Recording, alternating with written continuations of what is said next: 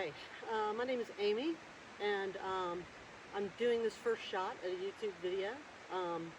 I want to give a shout out to Tony at AD Camping for inspiring me to do this. I've been watching his videos for a couple of months now, and I just got the urge to do it myself. Also, Tony, if you end up seeing this, my condolences for the loss of Bruce, your border collie. I feel your pain. I really do, and I'm very sorry. And I was happy to see you get Bruno out there, and it's going to be fun to watch the character that Bruno becomes. So I hope you can hear me okay. My wireless mic's not working. I'm just doing this on my iPhone. This is going to be low tech. But what I wanted to do was, this weekend I am doing a shakedown of my backpacking kit. I'm getting ready to do a 35-mile backpacking trip up at Isle Royale in Michigan in a month, and I have not used my kit for about 3 years now. Starting with the pandemic, moving on to some family tragedy that happened with me. I couldn't get away to do my backpacking. In the middle of it all, I moved, so I packed up all my backpacking gear, moved it to a new house, tried to find it all again. And what I want to do is bring it out here in the woods. This is the Great Smoky Mountains National Park in North Carolina, on the North Carolina side of the park, in the Deep Creek area. Just an overnighter to shake down my gear and make sure that everything's in place and is going to work well for when I get out there on the real trip. I don't want to find out I have a really major problem with my gear before I get out there, and I'm pretty much stuck with what I have. So what I'm going to show you today is my backpacking kit. I'm going to put up my tent, show you my gear piece by piece as I use it over the night, and hike out tomorrow. Hopefully with some good ideas about what is working and isn't working, what I should fix and what I don't need to fix, make sure I'm happy with my gear. I'm what you would call a lightweight backpacker. I try to keep my base weight of my pack under 20 pounds. I would prefer to go lower than that, but there are just a few luxuries I cannot do without. I feel pretty good about getting my pack below 20 pounds. My 50 plus years back and knees appreciates me getting the weight down. I used to go out with a 30 plus pound pack, and when you're climbing a mountain, high altitude, having long days, that 30-pound pack gets real heavy. So when I got it below 20 pounds, I found that I was much more comfortable, really enjoyed my trip more. So what I'm going to do right now is I'm going to set up my tent and get myself rolling here. I'm just going to keep the tape rolling, and I'll make comments on things as I think of them. But this is my kit. I hope that you enjoy it, and I hope you get something out of it. I don't profess to be any sort of an expert at backpacking, camping, hiking, but I'm a fan, and I've been doing this for literally decades, and I've figured out things that work really well for me. May not work that well for you, but it works well for me. So what I'm going to share is the things that I like and what works well for me, and I hope that you enjoy this video. So I'm going to get rolling here.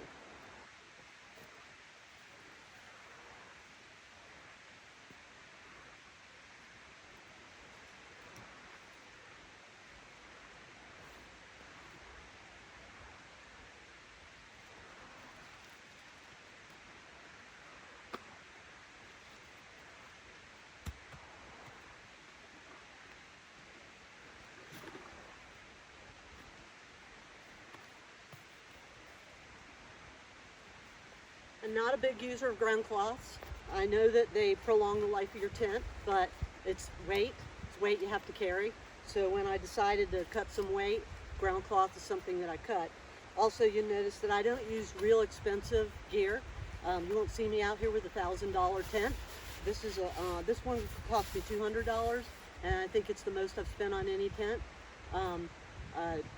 Everybody's got their own thing. Some people want to buy the best. Some people are happy with a Walmart tent. I'm sort of in the middle, so that's what you'll see with me. This particular tent is MSR Through Hiker Mesh 2, and it weighs in at about 2 pounds, and I love it. It's perfect for moderate to mild weather. or in my case, I can even do it in some cold temperatures, because being a 50 plus something per woman, my thermostat's stuck on high. So I'm very happy with this. But it is an all mesh tent, a 3-season tent. You wouldn't want to take it out in really cold weather.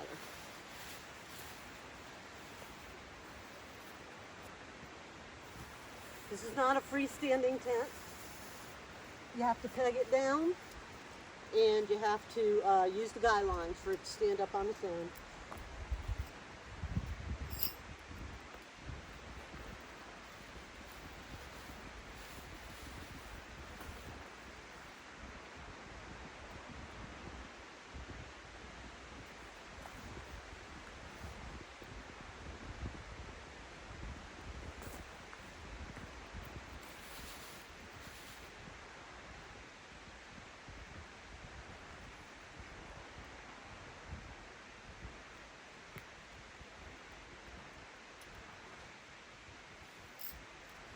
I can't remember if these stakes are the ones that came with the tent or not, but these are MSR stakes. Really lightweight, good little stakes. They failed me horribly in a windstorm, so they're definitely for moderate weather, and they're not going to get a really good anchor for doing real heavy-duty wind storm. But for typical camping, they're fine, and they're super lightweight.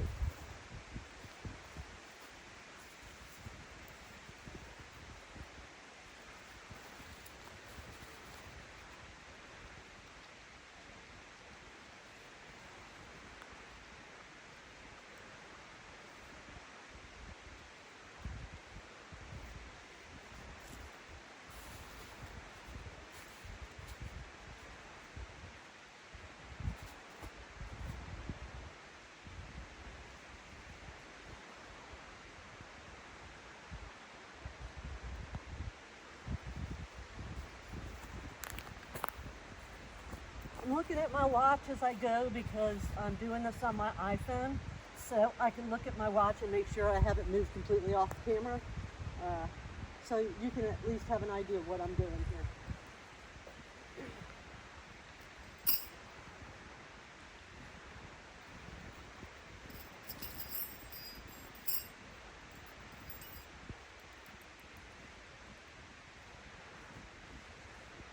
This is a non-freestanding tent, and you need your trekking poles, or the poles that MSR provides, to put this tent up. I personally took my trekking poles. I don't like the handles on my trekking poles, so I took those off. They annoy me. I'm sure I'll regret it one day when I drop it down a ravine, but for now it's the way I like to go. And I used my knife to cut a groove, and I used the groove to put the guy line in to keep my tent a little more stable when I pitch it.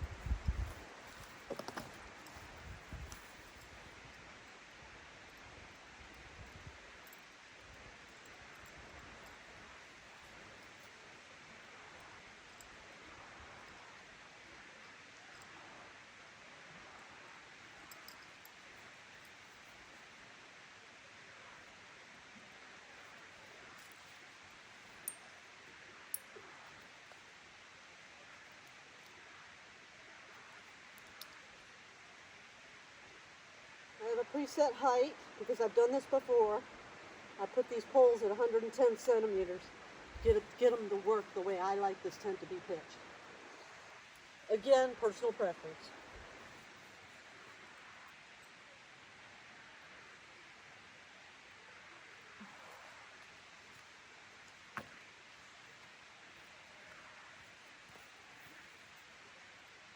It's sort of funny how you go to high tech, all these fancy dome tents and really unique designs, and I find myself coming right back to the old pup tent shape and loving it. I love the space that this tent gives me for the weight that it is.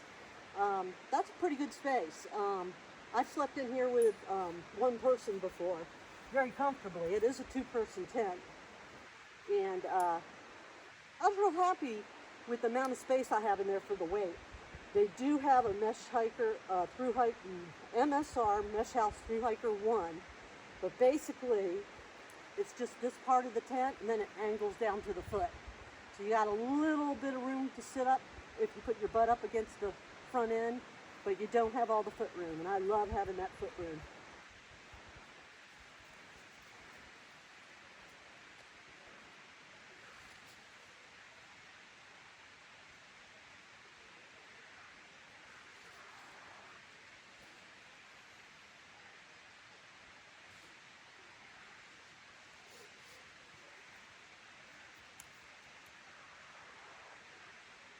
Some people prefer to put this tent up with the pole upside down. I found that I kept kicking it over if it didn't have the sticky end in the ground. So once I put the grooves in the top here so that the cord would stay put, and you can see, you can twang it now and it won't go anywhere. I like that sticky end in the ground. So it's a matter of personal preference. I put this up in my front yard and played with it for a couple of hours till I got it the way I liked it.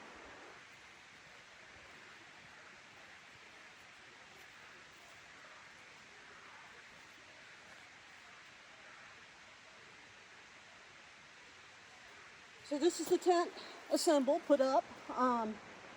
Tonight I could probably get away with not even putting a fly or a tarp over it. It's not supposed to rain, but this is the Great Smoky Mountains National Park.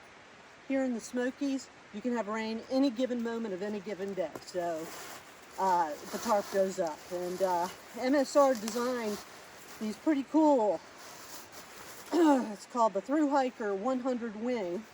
There's also a Thru Hiker 70 wing. It's a little bit smaller, but these are great as standalone tarps or as the flies for these tents. And I prefer the 100.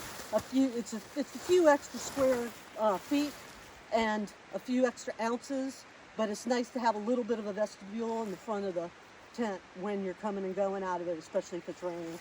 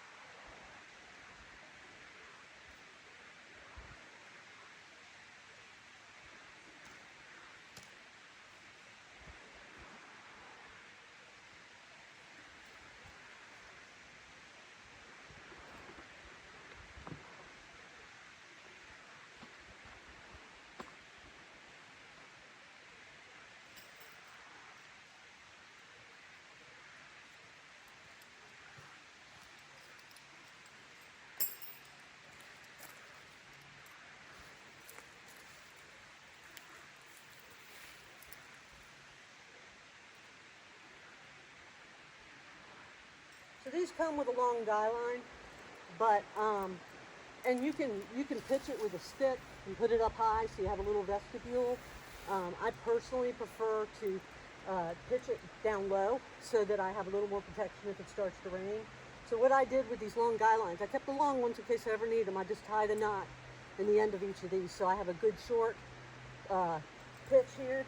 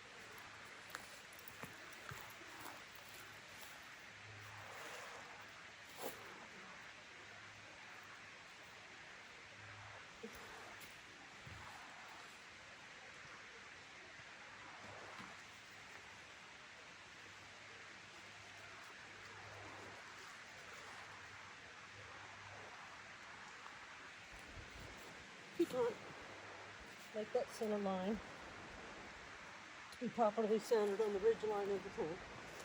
I haven't done this in 3 years, so bear with me.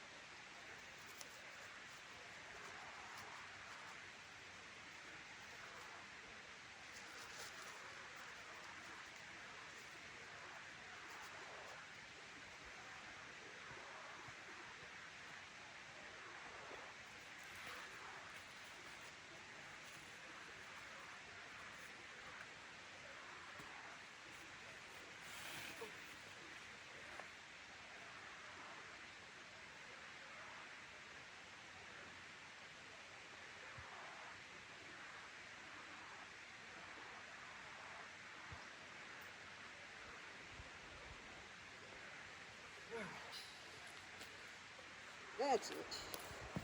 And yes, pitching this on a windy day is a little challenging. At least the part.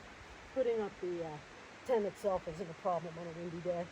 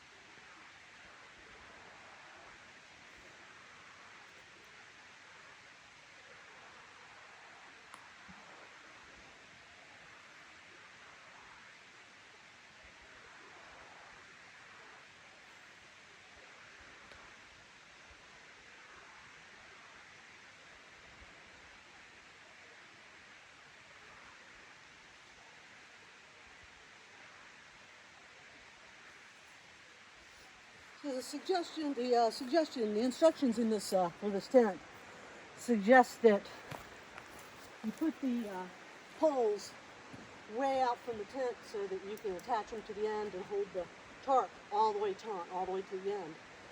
But what I found is that the inside of the tent collapses in. It doesn't have a good ridge line if I don't put the poles real close to the tent.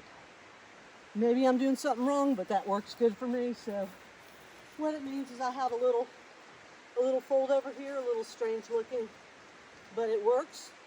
It's done the job for me. I've camped out in this tent in a pretty good rainstorm, and as long as it's not too windy, this tent does fine. The only time this tent failed me completely was on top of a mountain in Alabama with a driving rainstorm with horrible winds. It was really the winds, not the rain. The winds, we got up to, I think, about 50 miles an hour that night. And I woke up in the middle of the night and the tent had half fallen apart. It was rattling all over the place, and I got back out of bed, tried to get it put back up. It was too windy. So I tied the tent to a tree, gave up on it, and went and slept in my Mazda Miata for the rest of the night. And I'm glad I did. Well, as soon as my weight was out of the tent, that was it. You know, my weight was probably the only thing not keeping it from blowing away. So I was really glad that I tied the tent to a tree before I ran off to my car, because when I woke up the next morning, that storm was still going and the wind was still blowing. My tent was flapping in the breeze. It would have been all the way to Tennessee if I hadn't tied it to that tree. Both the the fly and the tent itself. That's the only time it's ever failed me. I sat here with a thundering rainstorm, no problem. I stay dry as a bone. Not a problem at all. It's just that wind. I think that I would not recommend you take this out in a really windy location, a real wide open windy location. Most of the backpacking I do is in these pine forests like they have here in the Smokies, and that wind is really not a problem. So this tent does wonderful here. It really does great.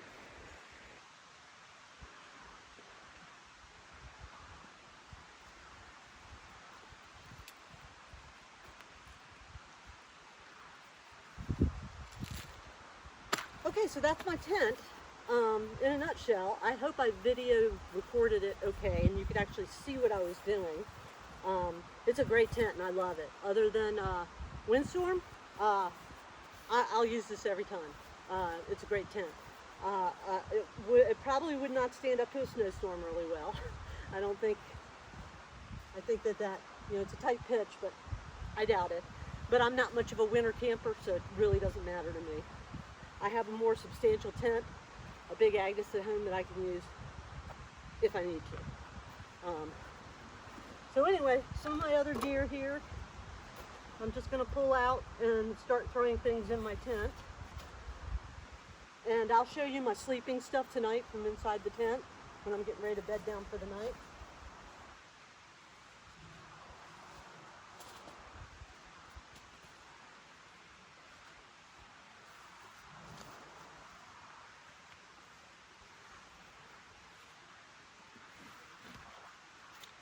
This is my one luxury item I allow myself with a lightweight kit. And I don't bring this on all my trips. My camp chair. When you get to be my age, camp chair is pretty necessary. I mean, sitting on a log, it just won't cut it. It just won't cut it. So this camp chair's 2 pounds. It's not ridiculous. It's comfortable,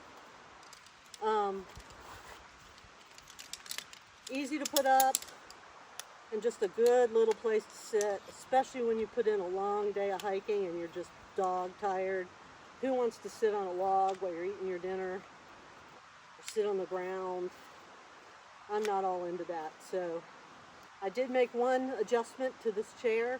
These skinny little legs like to sink into the ground. So I know there's some things that the manufacturers have put out to help with that. But I just went to Home Depot and I found these little plastic things you would put at the bottom underneath furniture, and I screwed them into the legs of each of this chair. And this weekend's my test, and this is good soft ground to try it on. So we will see how it does. It may fail completely, but that's okay. That's what this trip's all about.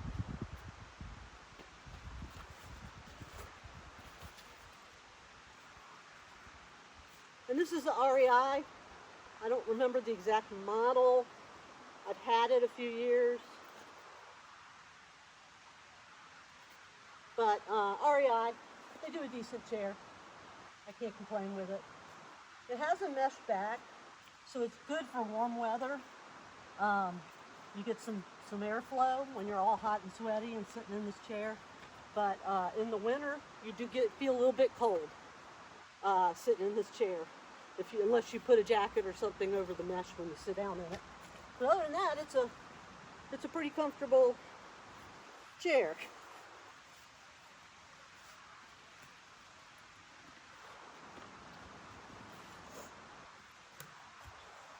This is another thing I don't really need this weekend because I'm in the Smokies and it's mid-June, my puffy jacket.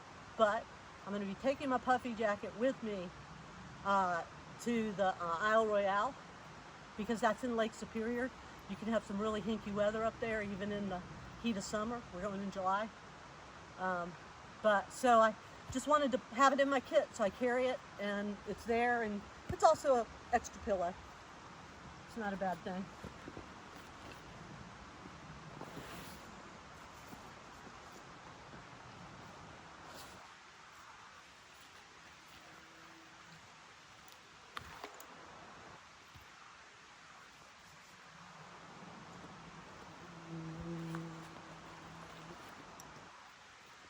So I'm going to just sort of set up camp now, and I will come back to you tonight a little while when I start getting dinner ready. Okay, so we are back, ready to have a little bit of dinner. Sun's going down, it's a beautiful evening, and I'll just talk you through my cook kit, which is a pretty lightweight one. I will never graduate to ultralight, which are the people who go with a 10-pound or less base weight, and a lot of them forego the stove completely and just eat cold. I can't do that. I gotta have a hot meal, especially dinner. It's just so important to me. So I'll always have my cook kit, but over the years I've pared down my kit to this, which I think is pretty reasonable. This is a cartridge, fuel cartridge, the all-important spork.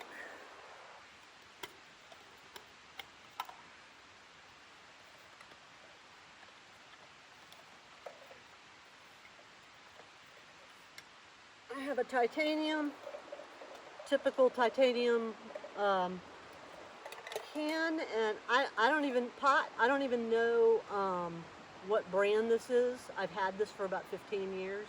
It's just worked for me and never stopped working. So the only thing I've really done to it is I've added some tape and rubber to the handles so I can pick it up when it's hot. I added more tape because the last thing I did didn't work. So that's the only thing I'm really testing out with this. This is Old Faithful. And of course it comes with a little lid. And I have an MSR Pocket Rocket stove. This is the original Pocket Rocket, not the newer one. I think the Pocket Rocket 2 is out now. The only big difference I think between the two is the Pocket Rocket 2 may be a little bit lighter and smaller, and it also has a lighter on it. So for lighting it, I got the little clicky that makes a flame, and I've got a Bic lighter as a backup for if this thing gets damp, and that's why I keep it in this little M&M's case, is to keep it dry, so I get a good spark off of it. And of course the old Snow Peak titanium mug. Really, I bring this to have my oatmeal in the morning and my tea. I'm not a coffee drinker. I'm rare for an American, I know.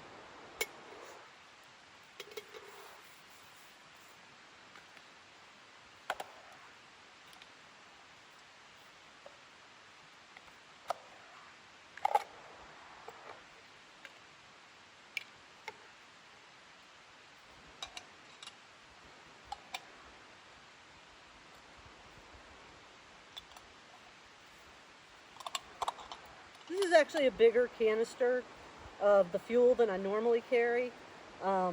Since I'm going to be in the back country for 6 days on this backpacking trip coming up, I'm going to be carrying a little bit of a bigger canister with me. Of course, I can't fly with it. I got to buy it there. So I thought I'd try out the bigger one just to feel the weight. Makes sense.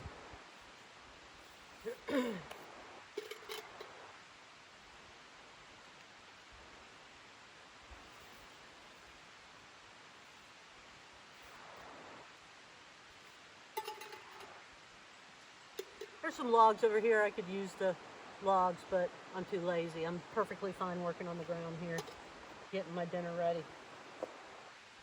So, this is 1 day worth of food. Typically, I have a dehydrated meal for dinner, and I have oatmeal with some fruit in it for breakfast. And then I have some tuna on wraps with some Oreo cookies for lunch. That's my typical backpacking meal. And then I carry around a Ziploc baggie full of trail mix that I nibble on when I'm hiking, or some bars. That's typical for me. One thing I do different, I'm not sure everybody does, but it's something I learned from a friend, and I hate the foil packets that these meals come in. They are just crazy heavy to me, and if you don't eat all the food in it, of course you really shouldn't burn it here in the backcountry because foil doesn't burn. You leave a mess in the fire ring, so you got to carry it out with you. And I always hate carrying out that foil. I don't know what it is about it that bugs me. I'd rather carry out a Ziploc baggie. Plus, a lot of those meals are too much food for me. So I'll buy a 1-serving meal and split it in 2 and have 2 different meals out of it. So what I do is I take them and put them in these freezer bags, and I boil the water, and I put the freezer bag in my, I put the water in my Ziploc bag in my meal, and then I take the meal and put it in my pot and let it perk until it's cooked, and then I just eat it directly out of this bag. And if I eat it all, then all I'm carrying out is this bag. And I don't mess up my pot. I don't have to clean it up, which normally isn't that big a deal, but at the end of a long day of hiking, who wants to do dishes? I know I don't. So that's sort of what I do. Let's get some water going here.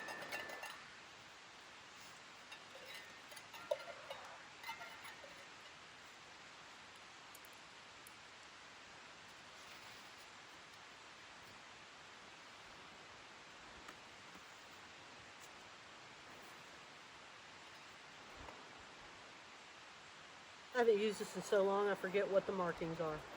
It's ridiculous. All right.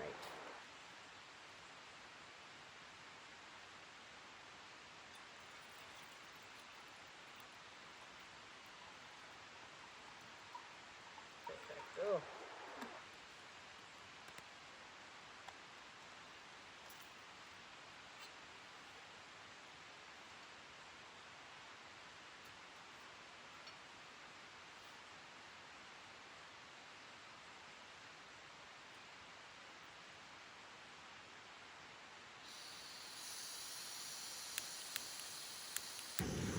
Boom.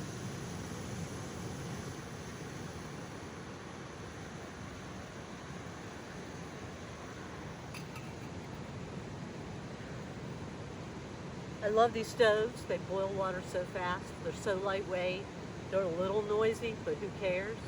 You can't beat them. You just can't beat them. So there's that. So I'm going to boil my water. I'll come back to you once I have my meal prepared. But at least you get a chance to see sort of what my thoughts are regarding the kitchenware. I'll catch up with you probably after dinner. I got a little thing of rum, so I'll sip a little bit of rum, tell you a little bit about myself before I turn in for the night. Thanks. Well, welcome back. Finished up my dinner and skipping the rum. I think I got a good cup of tea here, so I think I'm going to just enjoy that in the evening. I decided to start this channel, Hungry Bear Camping, because I was inspired by Tony at AB Camping, and I'm retired. I'm a retired graphic designer. That's the only thing I will claim to be an expert in. The rest of this stuff I'm just a fan of. And I've been camping my whole life. My parents had me out on camping trips when I was in a diaper, and I did it with the Girl Scouts, and I did it with friends in my youth, and then I did it again, took a little break when I really didn't have anybody to backpack with, and started up again about 20 years ago when I met a friend of mine, Linda, who became my backpacking buddy, and now I get out whenever I can. Of course, the last 3 years have been pure hell, but I'm back at it, and I want to get back at it again. I'm retired, so I do some freelance work on the side, but I have a lot of freedom to come and go and do as I please. I don't have to be anywhere at any certain time, and all my clients, I let them know what dates that I'm going to be disappearing into the woods, and let them know I won't be able to do work those times, and it works perfect. It gives me some extra money. I do the work that I love to do, but I'm not stuck to the 9-to-5 grind. I worked in Atlanta for the bulk of my career. Been a graphic designer for 35 years, so I worked in Atlanta for the bulk of my career, and that's why the Smoky Mountains is very close to Atlanta, and so it's like a 2-3 hour drive depending on which part of the park you go to. But I go there. I come here as often as I can. There's literally hundreds of miles of trails, plenty of backcountry campsites, The Appalachian Trail runs right through the middle of the park. Uh, Part of the park is on Tennessee, and part of the park is in North Carolina. You got a beautiful lake at one end of the park with a dam, Fontana Lake, and you just have the most gorgeous mountains and scenery that you can imagine. A lot of waterfalls, a lot of just beautiful overlooks. You have to climb a mountain to get to those overlooks, but it's worth it. It really is. You also have a lot of black bears. And so everything that you do with your food at night is very important here. And I'm really lucky, we're really lucky, all of us who backpack here, that the National Park system put up cables to put up your food, all your smelly items at night, so you don't have to throw the obligatory rope over the tree limb and hope that it works to hold your food up. Something that I've done many a time as the sun is setting, trying to throw that damn rope over that damn tree limb, hoping it's 10 feet up and 5 to 8 feet out, and a bear can't get to it, and so it's nice to come here and you just walk over. I'll show it to you. You just walk over to the cable system, hook up your food bag, or with me, I'd do my whole backpack. I had a bear experience in this park that involved my whole backpack, so I put the whole thing up at night rather than just my food bag with all my smellies in it. And I'll tell you that story. I'll make a video of that story. My friend Linda, that I mentioned already, she's the one who was on that trip with me and had her backpack stolen by a bear in the middle of the night. She had to carry what she had, her tent and her sleeping bag and all that, her clothing, her eating items. She had to carry all that out. We never did find a backpack. So it was a rather interesting bear experience in it, and we learned a lot of lessons from it. Sort of jealous of Tony at AB Camping. You know, he's in New Zealand, and they have no predators, no bears out there, which is, I would love that, to not have to worry about my food, about where I cook, about what I have in my tent with me at night, or any of that, because it's crazy here. It is definitely, if you backpack on the eastern coast of the United States, you deal with black bears. And black bears are everywhere. In this park, they say there's a black bear every square mile of this park. That's the last I read. So you can have a bear anytime, anywhere, anyhow. And mostly they're all food motivated. So you take care to put your food up at night and not leave a mess, and you'll be just fine. But you gotta do something. You can't leave your food laying around.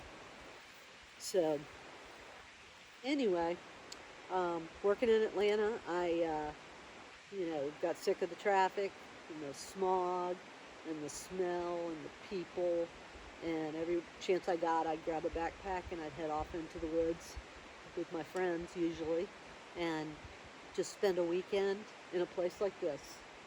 And this is like, this campsite's only about 3 miles in from the parking lot, so I'm surprised I have it all to myself on this beautiful day. I guess it's because I'm here during the week and not the weekend.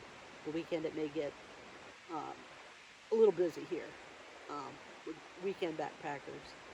But I have this place all to myself, and you could probably fit 20 tents in this camping area.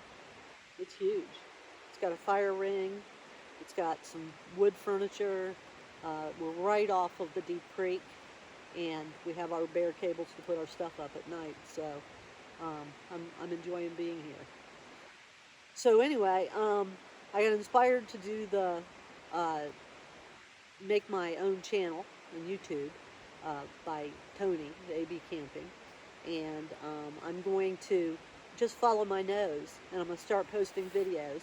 And what I want to hear from y'all is, what you like, what you don't like, what you want more of, what you want less of. I could do a totally quiet one where I don't talk at all. I don't, feel like I need to talk a lot. I'm more into just like being in the moment and enjoying it. I'm going to invest in some better camera gear so that I can take some video of me on these trails, hiking on these trails, especially as I get to the top of mountains. It's just absolutely gorgeous here. So, uh, uh, Hungry Bear Camping, uh, you know, when you watch this video, give me a thumbs up, give me a thumbs down, give me some comments, let me know what you think, um, and I'll try to respond to your comments, and if I get ideas for doing videos from folks, I will definitely apply those ideas to videos I do in the future. I'm going to just follow my nose and see what works. And if they all are just not interested and hate it, just say so. I don't have to do this. I don't have to videotape my camping trips, but I can do it. And I don't plan on doing just backcountry camping. I do car camping, and I'll do car camping with a tent, and I have a little trailer that I converted into an RV. So I'm going to do some camping with that as well. So I'll provide a variety of camping and just hear what y'all think and take it from there. See where it goes from there. You hate it, you hate it. I don't have to keep doing it, but if you like it, lead me in some good directions, and I'll have some fun with it. So that's just sort of what I'm trying to do with this, and I'm not really looking to make money, you know. I'm just looking to have fun and engage people in something that I'm very passionate about. And if you enjoy what you see, let me know. You know, subscribe to my channel. I can't get out every weekend, but I'm going to start trying to get out at least once a month, every 2 weeks, and do a quick video. I probably won't do videos that are as long as Tony's. He does like 3-hour long videos. I don't think I'll do that. I don't think you want to see 3 hours of me, but I'll certainly refine them as I go and just see where we go. That's just sort of what I'm going to do. So I'm going to sit here and enjoy my my tea, and in a few minutes here I got to put my stuff up in the bear cables, and then I'll probably crawl in my tent and read a book. My iPhone is everything to me. It's funny, you come out here in the woods to get away from the world, and you bring this little piece of technology along with you, and it does so much. It's just incredible. I'm videotaping this with my iPhone, and tonight I'm going to listen to some music on it, read a book on it, maybe do a little journaling on it, look at the map, to see how far I hiked today. I think it was about 3 miles to get in here. And then anything else I want to do. I play solitaire on it. I can, color on it. You can do everything on it. So bringing the little battery pack along to keep this little piece of tech charged up is definitely worthwhile for me. And, of course I'll take pictures with it. That's huge, and that's one of the reasons I upgraded my iPhone, is because the camera is so much better than the old iPhone. But that's, that little piece of tech, even though I don't get a signal out here at all, I can't leave home without it. And this new iPhone even has a really cool feature on it where it can see satellites. So if I'm out here by myself and I get bit by a snake, or I fall and break my leg or something, I can use my phone to through satellite to call for help. I tested it today just to see, if my phone would see satellite, and it did, and that was pretty exciting for me, because that means I don't have to keep the subscription for my Garmin InReach, which is what I usually use when I'm out here to keep in touch with the world. I can use this, and I can't send regular messages, hey, I'm doing okay, type messages, but just knowing that if I get hurt or sick out here, I can call for help is really what it's all about. And that's all, with the iPhone. It's a very cool thing. So I'm going to sit here and enjoy my tea, and I'll come back and show you my bedding setup before I go to bed tonight. Thanks again. Good morning, everybody. Didn't get any video inside my tent last night. It was just too small. I couldn't get any good shots. I'll show you my bedding later. Anyway, it's a beautiful morning. It was an event-free night. No rain, no bears. And so I just wanted to show you the cables that the Great Smokies has hung in all their backcountry sites.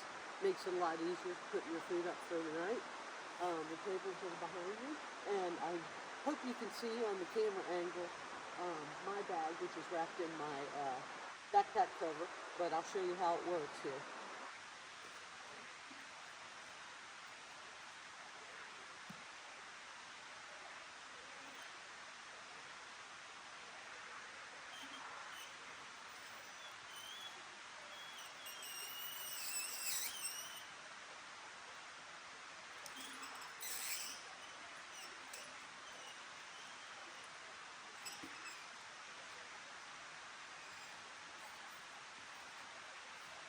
Just a nice handy-dandy way to hang everything up.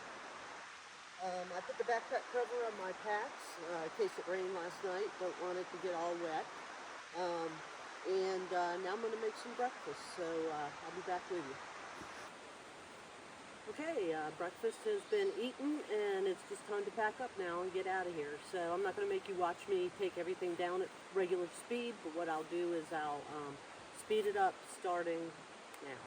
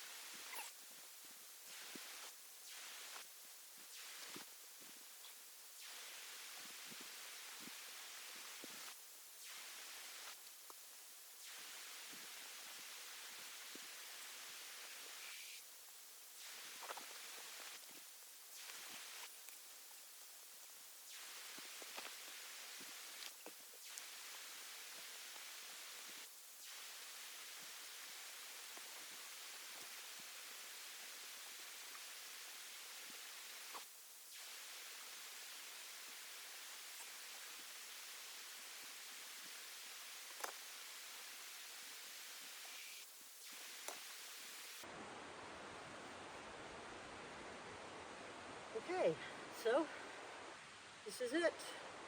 I hope you've enjoyed this video.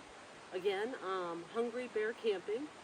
I really ask you to give me your comments, tell me what you think, give me a thumbs up, thumbs down, subscribe if you're interested in anything else I have to put up.